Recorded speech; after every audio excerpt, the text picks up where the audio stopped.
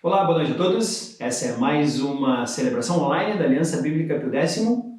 Sejam todos muito bem-vindos para nós aproveitarmos esse momento juntos. Eu gostaria de fazer uma oração nesse momento, antes de nós continuarmos com todo o nosso momento. Senhor Deus, nós agradecemos a Ti, porque Tu és Senhor sobre todas as coisas. Nós confiamos em Ti, sabemos que Tu estás controlando todas as coisas nas Tuas mãos.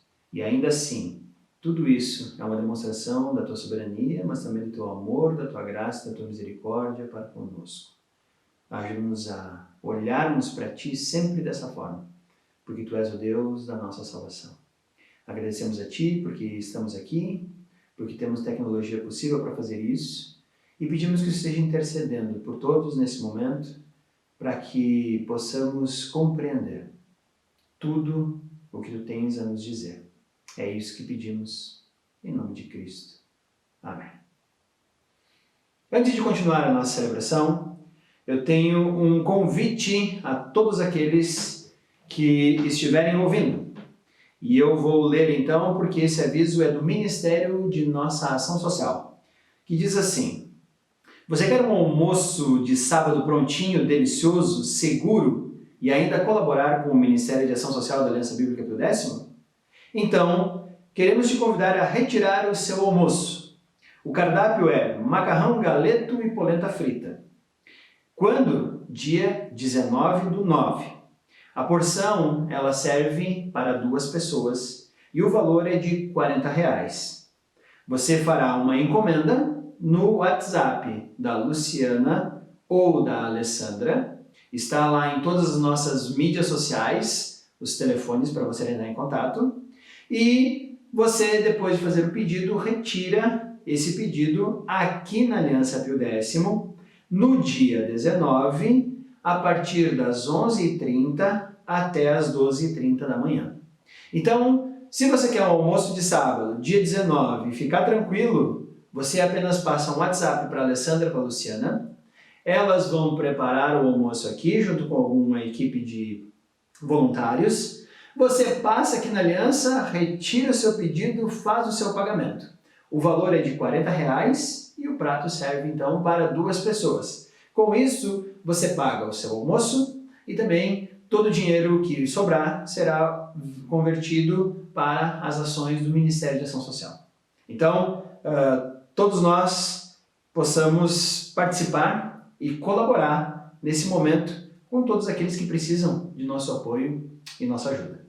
Então, eu quero que você agora curta todo o nossa celebração, o nosso momento de louvor e o nosso momento de estudo. Boa noite a todos. Hoje nós vamos iniciar o nosso momento de louvor com a leitura de um salmo, Salmo 66, a partir do versículo 1.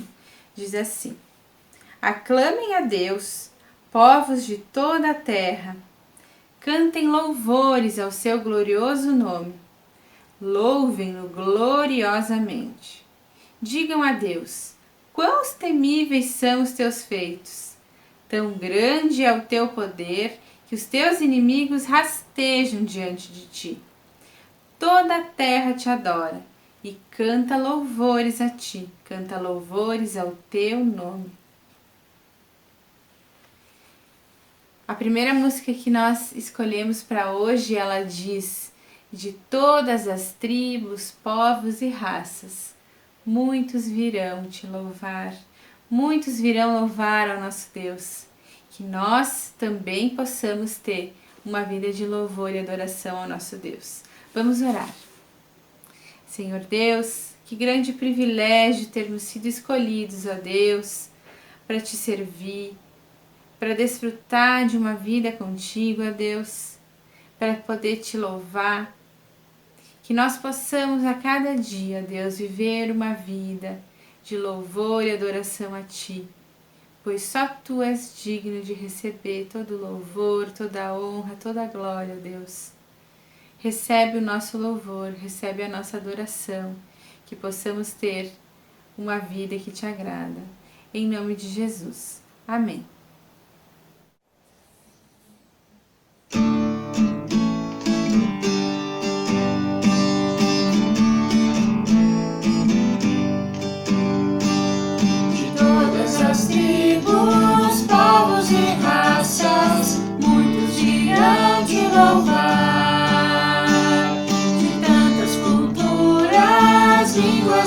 nações, no tempo e no espaço, virão te adorar.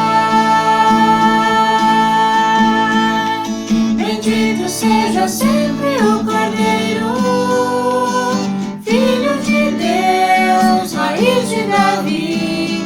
Bendito seja o seu santo nome, Cristo Jesus, presente aqui.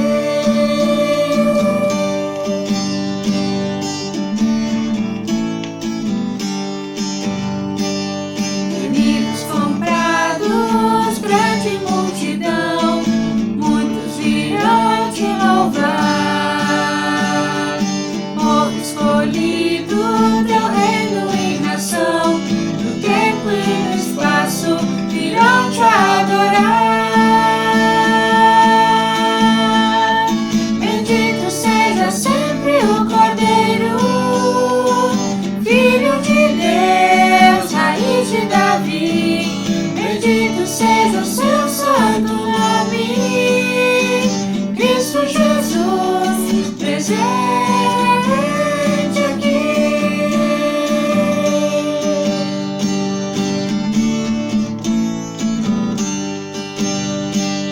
E a nós só nos cabe tudo dedicar, oferta suave ao Senhor.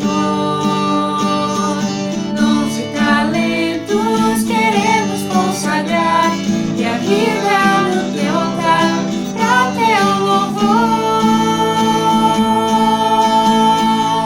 Bendito seja sempre o Cordeiro, Filho de Deus, raiz de Davi. Bendito seja o seu santo nome, Cristo Jesus, presente aqui. Cristo Jesus, presente aqui.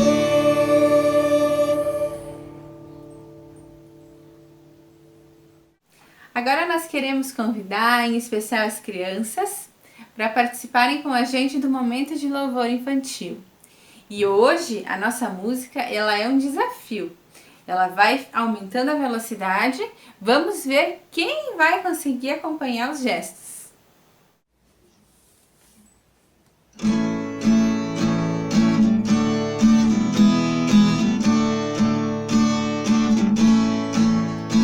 Por dentro, fora, alto, embaixo, sempre eu sou feliz. Por dentro, fora, alto, embaixo, sempre eu sou feliz. Aqui Jesus entrou, meu coração limpou. Por dentro, fora, alto, embaixo, sempre eu sou feliz. Por dentro, fora, alto, embaixo, sempre eu sou feliz. Por dentro, fora, alto, embaixo, sempre eu sou feliz. Aqui Jesus entrou, meu coração limpou. Por dentro, fora, alto, embaixo, sempre eu sou feliz. Por dentro, fora, alto, embaixo, sempre eu sou feliz. Por dentro, fora, alto, embaixo, sempre eu sou feliz. Aqui Jesus entrou, meu coração limpou. Por dentro, fora, alto, embaixo, sempre eu sou feliz. Por dentro, fora, alto, embaixo, sempre eu sou feliz.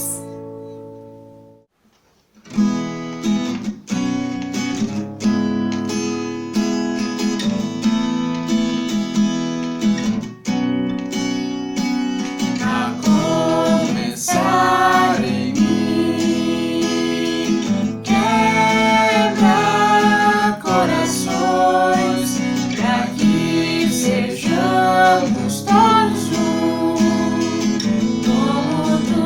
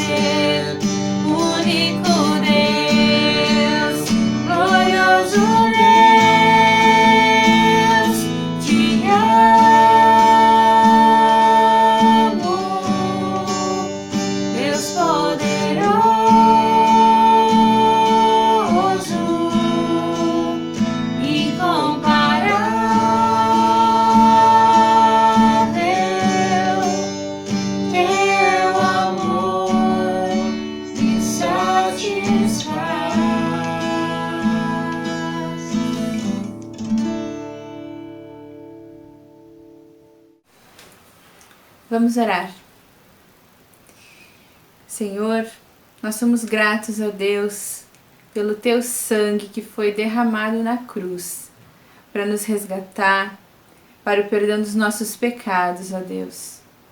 Muito obrigada pela vida eterna que Tu nos proporcionou através da Tua graça, através do Teu perdão, Deus. Que nós possamos ter como nosso anseio Te conhecer e estar cada vez mais próximo de Ti, ó Deus. Que esse possa ser o principal objetivo, a principal razão das nossas vidas, ó Deus. Te buscar e Te conhecer e desfrutar da vida eterna que Tu tens para nós. Muito obrigada pelo Teu perdão, pela Tua graça e pela Tua misericórdia. Em nome de Jesus. Amém. Vamos então para o nosso momento de estudo. E lembrando sempre, hoje é o primeiro domingo do mês, dia 6 de setembro, e todo primeiro domingo do mês, nós, da Aliança Bíblica do Bairro Pio X, temos um momento especial no qual nós comemoramos a ceia. Nós todos participamos da ceia de manhã, e agora à noite eu gostaria de continuar o assunto com o mesmo tema da ceia. Então vamos lá. Jesus Cristo, quando estava com seus discípulos, já no final do seu ministério terreno, ele reúne os seus discípulos para participar da ceia da Páscoa. E nesse momento da ceia pascal de Cristo, ele vai revelar algo extremamente importante aos seus discípulos. Ele vai usar de um cálice e de um pão sem fermento, elementos que eram usados na ceia pascal, e ele vai ressignificar então a Páscoa, dizendo que aquele pão seria repartido entre os seus discípulos e esse pão seria o seu corpo, entregue para o favor de todos. E depois ele passa o cálice e todos beberiam desse mesmo cálice, e Jesus disse que esse cálice representava o seu sangue. E a partir do momento que eles participavam, eles estavam agora ingressando numa nova aliança, feita agora com o seu sangue, que seria vertido logo mais adiante na cruz. Participando desse momento, Jesus ele nos traz algumas revelações, como por exemplo, que ser cristão é tão somente estar baseado na oferta da graça de Deus em Cristo, entregue na cruz para o perdão dos nossos pecados, e essa cruz agora é o nosso acesso a Deus. Então a ceia, ela é um momento que nós cristãos temos para lembrar, primeiro, que a nossa salvação ela não repousa em esforços humanos. A nossa salvação repousa total e completamente na cruz de Cristo. Segundo, também nos lembra que nós não precisamos ficar fazendo coisas para ganhar o privilégio de Deus. Porque, na verdade, ao aceitarmos por fé a cruz, nós já temos o nosso acesso diretamente a Deus. E nenhum outro motivo. Então, participarmos da ceia é um lembrete para todos nós de que a nossa salvação e a nossa liberdade repousa na cruz de Cristo. E é lembrando desse momento que eu quero hoje fazer mais ou menos um plágio. Por que mais ou menos um plágio? Na semana, eu gosto muito de história da igreja, eu gosto de história do pensamento cristão. E eu me dediquei semana passada a um momento de leitura e eu estava lendo algumas cartas de Martinho Lutero, o reformador alemão. E eu me deparei com um debate que Lutero teve na cidade de Heidelberg, na Alemanha, no ano de 1518. Ele já havia pregado as suas 95 teses nas portas da igreja de Wittenberg, como as pessoas não precisariam comprar as indulgências vendidas para alcançar o céu. Coisa que estava acontecendo principalmente na Europa toda, mas bem especificamente na Alemanha, quando João Tetzel é liberado pelo Papa em Roma para ir vender as suas indulgências na Alemanha para arrecadar o dinheiro para a construção da Basílica de São Pedro que ele estava tentando fazer. E aí então Martinho Lutero viu aquilo e disse, não, mas a Bíblia não fala nada sobre venda de indulgências e tudo mais. E vai lá e prega as suas 95 teses. Em 1517, Martinho Lutero já tinha um certo discernimento espiritual e bíblico para compreender que aquilo não estava certo. Mas ele continuou como padre e ele então, como tal, tinha que visitar 11 congregações. Como pároco, ele visitava 11 congregações por ano e ele dava então informações sobre como é que estavam essas congregações. No ano de 1518, então cerca de quase um ano depois de ele ter colocado as suas 95 teses, ele é chamado então para falar em Heidelberg. E lá em Heidelberg, ele vai ter uma palavra extremamente importante. Porque Lutero ele faz duas comparações, as duas comparações estão no livro de Gênesis, e ele fala assim, há uma diferença. Uma delas é a teologia da glória, e a outra é a teologia da cruz. O que Martinho Lutero quer falar com essas duas teologias? Ele fala que a teologia da glória, ela é aquela teologia em que os homens tentam alcançar para si a glória de serem aceitos diante de Deus. E ele vai então comparar essa teologia da glória com a Torre de Babel. E já vamos ler isso. Já prepara a tua Bíblia aí no livro de Gênesis. E depois ele vai comparar a teologia da cruz com a escada que Jacó viu, que está lá também narrada em Gênesis 28. Então, o que Martinho Lutero vai condenar é que, assim como os homens tentaram construir por seus próprios esforços uma torre em Babel, para alcançarem o céu e se tornarem famosos, com a teologia da cruz, na qual Jacó, que estava extremamente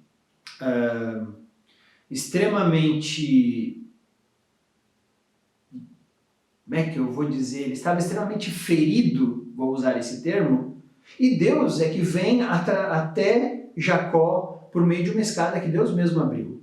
Então Martinho Lutero diz que a teologia da glória, na qual os homens tentam arrebanhar para si glórias que sejam suficientes para alcançar a Deus, está totalmente oposta à proposta de Deus, que Ele mesmo vem até aqueles que, sem glória nenhuma, carecem de toda a sua glória.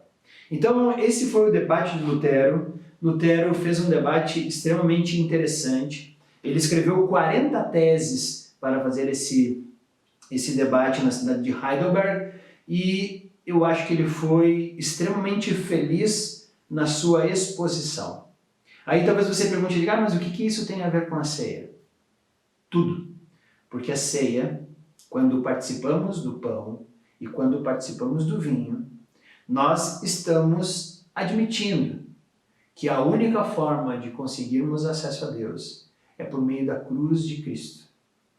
Diferente de uma religiosidade na qual eu acho que eu tenho que ser bom o suficiente e acumular qualquer tipo de riqueza espiritual, seja com boas obras, com religiosidade, com penitência ou com um monte de coisa, achando que isso aqui vai ganhar o favor de Deus e eu vou chegar ao céu. Por quê? Se essa segunda etapa é verdade, então o homem salva a si mesmo. O homem é capaz de adquirir um tesouro espiritual que vai ser a compra ou a aquisição que ele vai ter de chegar até o céu diante de Deus. Então passa a ser o homem quem compra a sua salvação. A Bíblia fala que ao homem isso é impossível. Deus é que vem ao encontro daqueles que necessitam da sua graça, da sua glória, e é Ele que derrama então essa graça e glória sobre aqueles que glória nenhuma têm, que somos todos nós.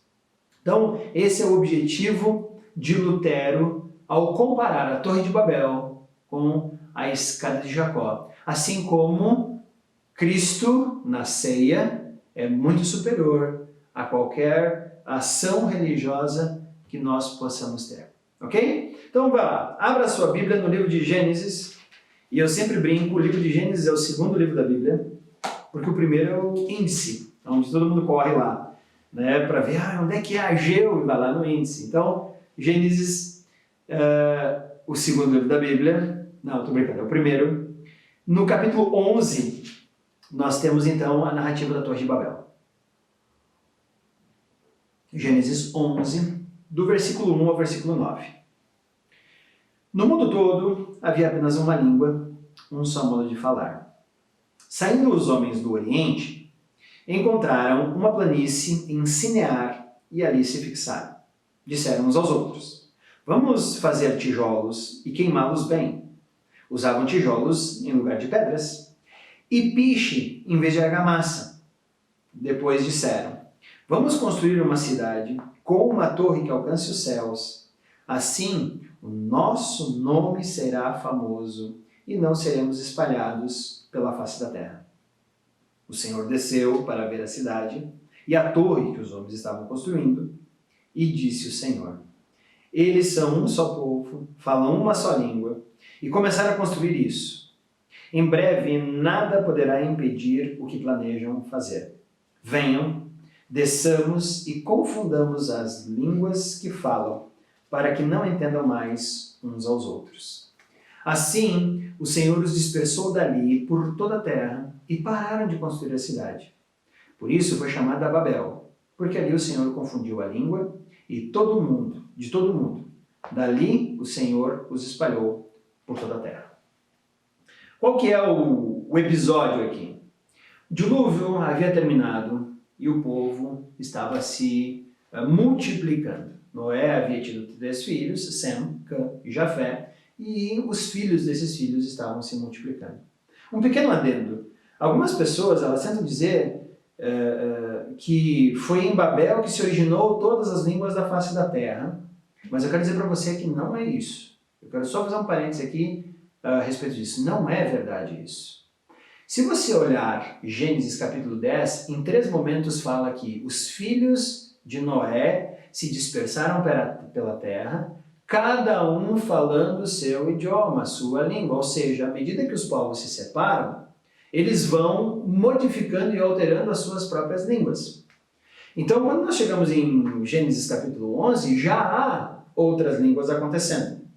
O que acontece é que a palavra usada no original para traduzir no mundo todo pode ser a mesma palavra para uma região específica no hebraico. Pelo hebraico ser uma língua antiga, ela é uma língua menos rica que, por exemplo, o português. Então a palavra mundo aqui pode significar uma região específica da Terra. Nessa região específica é que as pessoas falavam a mesma língua. Tá? Então não confunda a ideia de que todas as línguas do mundo se originaram em Babel. Feito esse parêntese, vamos olhar agora o texto como um todo. Os homens se estabeleceram em um local específico, e a partir deste local específico, eles começam então a tentar construir uma torre para chegar até o céu, ou seja, de certa forma, eles querem chegar a Deus, e, por seu próprio esforço, querem se tornar famosos. O versículo 4, eles falam assim: assim nosso nome será famoso. Então, de certa forma, esses homens aqui, eles não têm tão boas intenções assim. Na verdade, o que eles querem e o que eles estão procurando é o que cada um de nós procura. Tentar ser famoso e deixar um nome para a posteridade, para que todos lembrem: nossa, que grande homem foi aquela pessoa, que grande homem foi tal pessoa. Nós não somos diferentes nem um pouco desses homens lá de Gênesis 11. Ainda hoje estamos procurando fazer algo que seja grande o suficiente para que o nosso nome perpetue e seja lembrado por muitas gerações. Esse anseio do ser humano de ser grande, esse anseio do ser humano de tornar-se famoso, poderoso diante das pessoas. Os homens lá de Gênesis, muito tempo atrás, têm esse mesmo objetivo. Só que eles não procuram a Deus, eles não tentam entender o que Deus quer, eles por eles mesmos querem fazer uma torre que chega até o céu pelos seus próprios esforços. De certa forma, esses homens são muito parecidos a religiosos hoje, ou a pessoas que tentam chegar ao céu por seus próprios méritos e por seus próprios esforços. É interessante como as pessoas tentam, eu vou fazer boas obras. Por quê? Porque boas obras comprarão o favor de Deus. Se já tem essa intenção por trás, para um pouquinho e pensa, já não é uma boa obra. Porque se eu vou fazer uma boa ação para alguém, cujo objetivo é dizer, Deus, tu está vendo o que eu estou fazendo aqui? Olha só. Isso, na verdade, é uma hipocrisia. É uma tentativa de corromper um sistema. E, na verdade, eu não estou ajudando alguém porque aquela pessoa é um ser humano digno e criado tanto quanto eu fui diante de Deus e ele merece também ter uma vida digna. Tudo o que eu faço é ajudá-lo para que Deus veja. É o velho jargão que nós brasileiros conhecemos tanto. Eu vou te ajudar, mas você tem que me ajudar a te ajudar. Como se Deus tivesse essa ideia. Outras pessoas pensam que, não, então em vez de boas obras, vamos fazer coisas penitentes. Vamos fazer penitências, vamos fazer muitas coisas, porque quando Deus olhar para nós e ver, por exemplo, quanta penitência fizemos, Ele vai dizer, não, esse sim é digno do meu amor. Pessoas que funcionam desse jeito, pensando como Gênesis 11, elas dificilmente alcançarão o favor de Deus. Porque Deus, primeiro, Ele não está aí para fazer um comércio e barganhar conosco. Deus criou todas as coisas, Ele é dono de todas as coisas e, mais ainda, Deus sabe que nós temos um sério problema de estarmos afastados dEle. Ele mesmo sabe de tudo isso. E Deus não pediu para o ser humano por si só alcançar o seu caminho ao céu. Esse é um grande equívoco que nós temos e fazemos. Então, de certa forma, nós não somos diferentes desses homens de Babel, tentando por seu próprio esforço chegar até o céu. E foi isso que Martinho Lutero, então, ele falou. Ele disse ao homem, é impossível, porque na verdade, quando o homem faz isso, ele está tentando comprar o favor de Deus de forma desnecessária, de forma inútil, mais ainda falando. Paulo vai falar em Romanos capítulo 3 que é inútil e impossível ao homem. De certa forma, se o homem tem um problema com Deus e ele vai tentar por si só resolver esse problema com Deus, sem que respeite o que Deus estabeleceu, o homem só está acumulando sobre si mesmo cada vez mais condenação. Essa é a grande dificuldade. Então, fazer boas obras não significa que nós acertamos a nossa dívida com Deus. Imagina que você está em um julgamento. Eu fui condenado e vamos imaginar uma coisa muito dramática. Eu assassinei um parente teu. Pode ser um filho, pode ser o marido, a esposa, pode ser qualquer pessoa, menos a sogra, porque se eu assassinasse a sua sogra, provavelmente você não me condenaria. Não, brincadeira. Mas imagina que eu causei a morte de um membro da sua família. Eu estou sendo julgado por essa morte. E você está lá acompanhando o julgamento. E o teu clamor é por justiça. Eu quero que justiça seja feita. Ok. De repente, o juiz que está me julgando me chama lá e diz assim, Edgar, você está sendo acusado pelo assassinato de uma pessoa. O que você tem em sua defesa? Olha, aí eu pego um papel e eu digo, olha, eu dei comida aos pobres. Eu ajudei uma velhinha a atravessar a rua. Eu andei 40 quilômetros a pé para cumprir tal situação. Eu também ajudei a alimentar um mendigo. Nesse momento, o juiz diz, não, pera. Parabéns. Com essas boas ações, você acabou de adquirir a sua inocência. Pode ir embora, você está livre. Como você ficaria se isso acontecesse? Como você olharia para mim? Como você olharia para o juiz e diria só um minutinho? Justiça não foi feita. Ele não está pagando pela pena que ele cometeu. E o juiz vai dizer, mas ele já fez outras obras que substituem isso tudo. Está vendo o perigo de nós pensarmos como Gênesis 11? Como os homens de Babel? Está vendo como é perigoso basearmos a nossa vida espiritual em obras ou em ações que não necessariamente sejam dirigidas ao nosso problema de afastamento com Deus? E principalmente, no Código de Leis do Brasil, eu não posso ser absolvido por um crime tendo feito boas ações lá na frente. Então, de certa forma, não olhar para aquilo que Deus determinou que é o meio pelo qual nós vamos alcançar o céu, também é um grande equívoco. Eis o porquê Lutero vai dizer que esses homens de Gênesis 11 estão completamente equivocados e, mais do que isso, reprovados por Deus na sua tentativa de alcançar o céu. Agora vamos para o outro lado. Vamos para Gênesis capítulo 28 e nós vamos olhar uma escadinha que o próprio Deus estabeleceu com um homem chamado Jacó. Gênesis capítulo 28, nós vamos ler do versículo 10 até o versículo 20. Então acompanhe aí. Jacó partiu de Berseba e foi para Harã.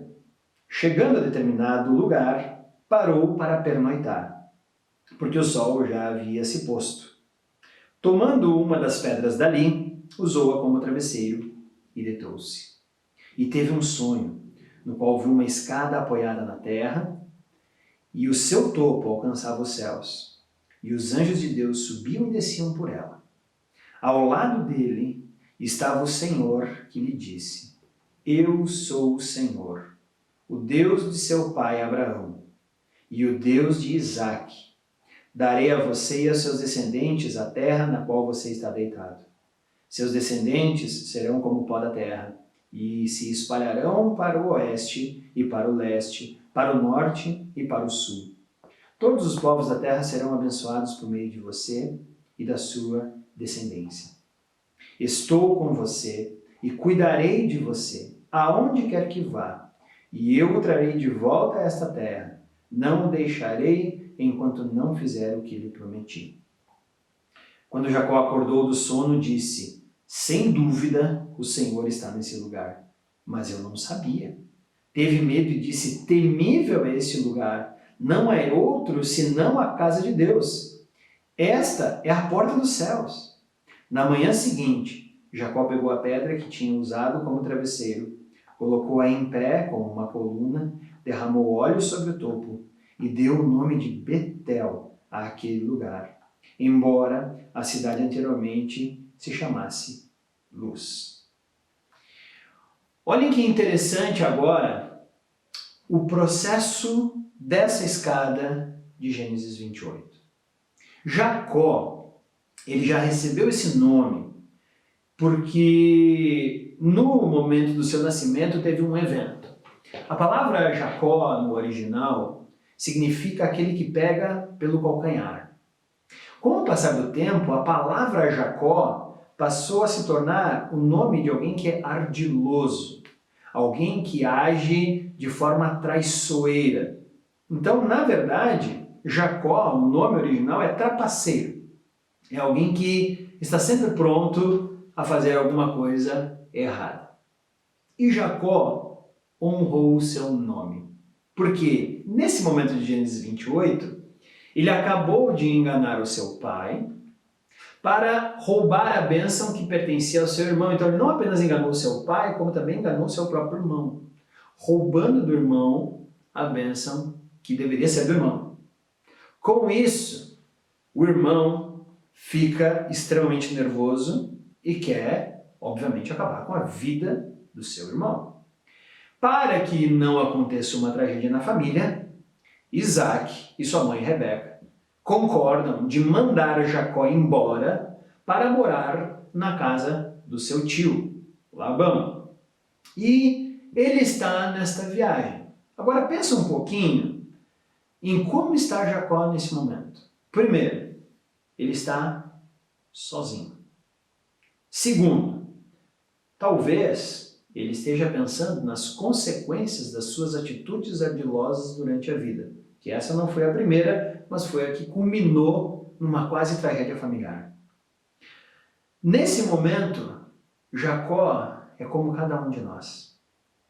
Sabemos que temos diante de Deus uma dívida, sabemos que não conseguiremos jamais reverter tudo isso e estamos agora solitários pensando no que vai acontecer. É nesse momento de extrema fragilidade que Deus desce até esse homem. Ele não teria mérito nenhum para chegar até Deus. Quem sabe Jacó pensasse que a última pessoa que poderia vir até ele seria o próprio Deus. Porque imagina você, uma figura que é perfeita, uma figura que é sábia, ter contato com um pecador como Jacó, isso é impossível. Então talvez uma das únicas certezas e talvez o que mais assustou Jacó foi que ele jamais pensou que ia encontrar com Deus. Por isso que ao acordar ele pensa, esse lugar é temível. O que é que eu, um pecador, estou fazendo aqui na casa de Deus? Eu tenho é que cair fora. E é interessante como Jacó representa cada um de nós. E aquela escada representa a cruz de Cristo. Jesus mesmo veio e ele disse que veio para os que estão doentes. Jesus veio para aqueles que sabem que não possuem glória. E Jesus veio para aqueles que completamente não têm nenhuma capacidade de chegarem por seus méritos a Deus. E Deus agora então vem até Jacó e diz, Jacó, eu estou contigo, serei contigo, sou o Deus do teu avô, do teu pai, e estarei com você e farei cumprir o que eu tenho dito a você. Jacó, nesse momento, é parecido conosco, mas ao mesmo tempo aquela escada é parecida com a cruz. A cruz, ela vem para ajudar aqueles que se sentem completamente incapazes de chegarem até Deus. A cruz, ela é para pessoas como eu e como você, que entendemos que não temos nada para acumular de tesouros e entregar na mão de Deus. A cruz é para pessoas que se sentem incapazes de levantar os olhos e olhar para o céu. É por isso que o próprio Deus envia seu Filho para que do céu desça, para nos olhar nos olhos e nos dizer, o Pai te ama. E aí talvez a gente pense, o que precisamos fazer para chegar até o Pai? E Jesus diz, creia em mim. É por isso que esse momento da ceia, Jesus fala que essa é a nova aliança feita no seu sangue. Jesus fez uma aliança na qual Ele pagou a nossa dívida.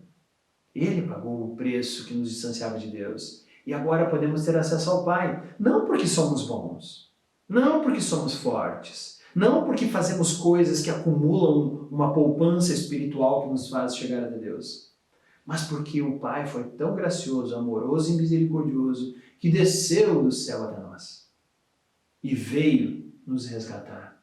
E é por isso que Deus se opõe à arrogância da religião, que diz, nós vamos fazer coisas para chegar até Deus. E Deus se agrada do coração humilde e contrito, que diz, Deus, eu não tenho nada para te oferecer. E Deus diz, eu sei disso. Então a salvação humana, ela não repousa em esforços humanos. Não faz sentido nós tentarmos comprar o nosso ingresso no céu, porque Deus está dizendo, está aqui, vem pegar. Vem aqui, eu te dou o ingresso. Você não consegue adquirir, você não compra.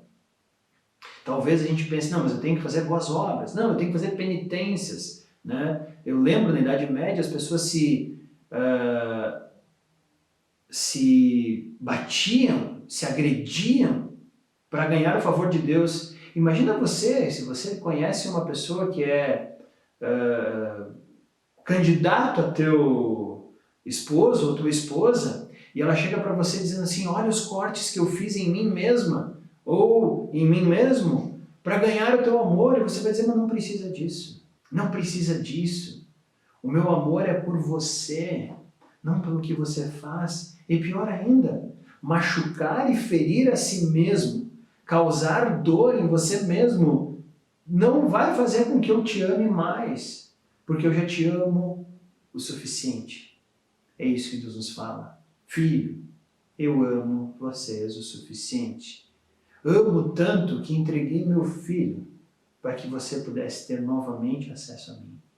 O problema é que na ignorância humana sobre Deus, nós somos levados às vezes às vãs tentativas de alcançar a Deus, como Paulo fala em Romanos 1:21. Ele fala que os seres humanos tentam, primeiro, por especulação filosófica, alcançar a Deus. E é interessante como essa especulação filosófica, ela sempre está centrada no homem. Eu tenho que fazer, eu tenho que pensar, Deus tem que operar da forma como eu penso, da forma como eu ajo, com os valores que eu tenho. Eu coloco a mim mesmo no centro do universo e digo que agora Deus tem que aprovar tudo isso. E isso não está correto. Uma outra ideia é aquela de Gênesis capítulo 11, né? Que nós temos que fazer boas obras e essas boas obras, então, nos dão o acesso até o céu. E, por fim, os misticismos religiosos, em que por meio de penitências e por meio de ações humanas, por meio de cultos, nós vamos fazer coisas mágicas e essas coisas mágicas nos darão o acesso a Deus. E isso também não é verdade. Os méritos da nossa salvação, todos eles repousam única e exclusivamente na cruz de Cristo. Tentar ter méritos humanos é só acumular pecado sobre pecado, porque os méritos não são humanos. Os méritos da nossa salvação são de Cristo.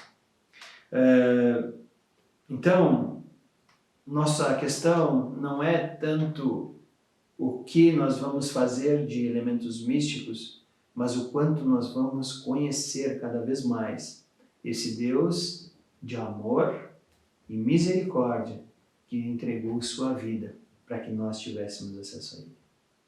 Por isso, a cruz é o elemento cristão mais importante, que deve nos lembrar que a nossa salvação não é alcançada por nós mesmos.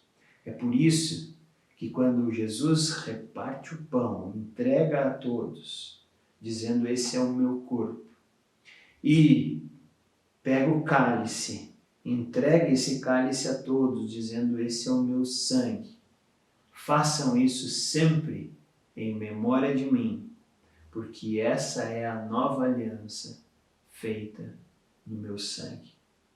É esse o nosso acesso a Deus. O nosso acesso a Deus não está em nenhum outro local, a não ser na cruz, em que Cristo entregou a sua própria vida para que nós tivéssemos acesso a Deus. E aí não precisamos de mais nenhuma especulação filosófica, não precisamos de nenhuma obra e não precisamos de nenhum misticismo religioso. Precisamos tão somente depositar fé na cruz de Cristo. Então, eu quero encerrar pedindo para você baixar a sua cabeça e vamos agradecer pela liberdade que Deus nos deu em Cristo. Senhor Deus, somos gratos por lembrarmos da Tua ceia, aquela em que o pão representa Teu corpo e o sangue representa, e o vinho representa Teu sangue. Porque é por meio desses elementos que Tu nos pede para lembrarmos que a nossa salvação não repousa em nosso próprio esforço. Nossa salvação ela repousa na cruz e na graça. Obrigado, Pai, por isso. Ajuda-nos e abençoa-nos a ponto de vivermos essa realidade, a ponto de estarmos juntos contigo por meio dessa cruz que nos salva. E livra-nos, Pai, de tentarmos por nosso próprio esforço vão alcançar a Ti, porque isso a nós é impossível. Abençoa-nos e dá-nos agora a Tua graça e uma visão plena do Teu amor. É isso que nós agradecemos, em nome do Teu Filho Jesus Cristo. Amém. Só lembrando, pessoal, se você quer o almoço, lembre de mandar um WhatsApp para a Luciana e para a Alessandra. E também eu quero lembrar que a partir agora do dia 6 de setembro, nós iniciamos com a celebração presencial na Aliança Bíblica Pio X. Para participar, nos domingos, às 19 horas, agora, hoje foi 9h30, porque era o nosso momento de ceia, às 19 horas, você precisa mandar uma mensagem de WhatsApp para o Fofo. E, mandando essa mensagem, na sexta-feira antes, o Fofo vai mandar a lista de pessoas que vão participar de nossa celebração. Lembrando que nós estamos com um número reduzido de pessoas, porque o distanciamento entre as pessoas tem que ser grande, então nós precisamos desses nomes para, quando chegarmos ao limite do nosso salão, nós encerrarmos as inscrições. Também lembrando, para as crianças, o Ministério Infantil sempre disponibiliza em nosso canal do YouTube também um estudinho. E toda semana procure no site, procure nas nossas redes sociais o material para as crianças fazerem durante o Grupo Célula. Também tem material para elas, tá? Então a nossa comunidade está empenhada em oferecer a todos a possibilidade do crescimento. Lembrando que nós temos todos os dias os devocionais em nossas redes sociais e também temos uma vez por semana 15 minutos com a Bíblia, no qual você pode assistir e entender um pouquinho do processo bíblico e dos livros bíblicos todos juntos, ok? Então tenham todos um bom final de domingo.